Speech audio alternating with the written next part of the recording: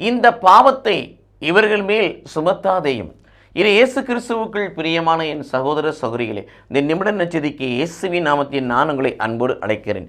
இந்த பாவத்தை இவர்கள் மீது சுமத்தாதேயும். சிலுவையிலே இயேசு கிறிஸ்து இவர்கள் என்னதென்று தெரியாமல் செய்கிறார்கள், இவர்களை மன்னியும் என்று சொன்னது போல அவரை பின்தொடர்ந்து வருகிற அவர்கள் ஊழியர்களாகிய ஸ்தேவான், முடியப்ப, ஸ்டீபன் கொல்லப்படுகின்ற பொழுது, குத்துயிரும் கொலையுமாய் இருக்கின்ற பொழுது அரியணையில் இயேசு கிறிஸ்து நிற்பதையும் வானகத்தந்தை அமர்ந்திருக்கும் காட்சியை பார்க்கின்ற பொழுது அவர் சொல்லுகின்ற வார்த்தை, ஆண்டவரே, இவர்கள் செய்த பாவத்தை இவர்கள் மீது சுமத்தாதேயும். பழிவாங்கும் என்று சொல்லவில்லை, அழித்துவிடும் என்று சொல்லவில்லை. மாறாக இவர்களும் இன்னதென்று தெரியாமல் தான் செய்கிறார்கள். ஆகவே இவர்கள் செய்த பாவத்தை இவர்கள் மீது சுமத்தாதையும் சொன்னாலும் கூட அவர் அங்கே இருக்கிற எல்லா மக்களுக்காக சொன்னதாக நமக்கு அந்த விவிலியம் காட்டுகிறது.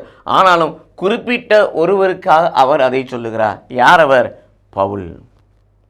அங்கே வாசிக்கிற பிரியமானவர்களே, அங்கே பவுல் என்ற இளைஞனிடம் அவருடைய ஆடையை ஒப்படைத்தார்னு சொல்லி, ஆகவே அவர் அடிக்கப்படுவதற்கு, கொல்லப்படுவதற்கு, நிறுவனமாக்குவதற்கு முதன்மையான காரணமாக இருந்தவர் யார் என்று சொன்னால் சவுல்.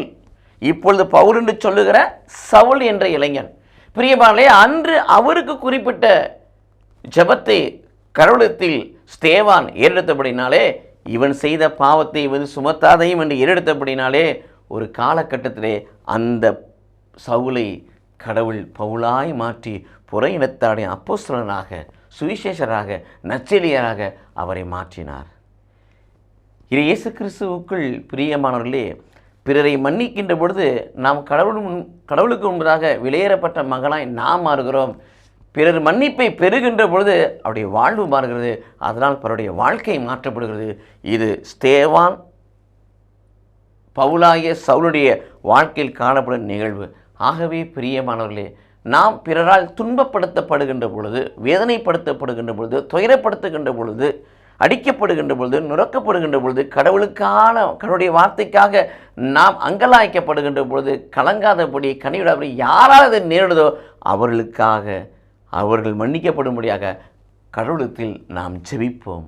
அங்கே ஒரு பெரிய மாற்றத்தை கடவுள் உருவாக்குவார். கடவுள் நம்மை ஆசீர்வதிப்பாராக. ஆமென்.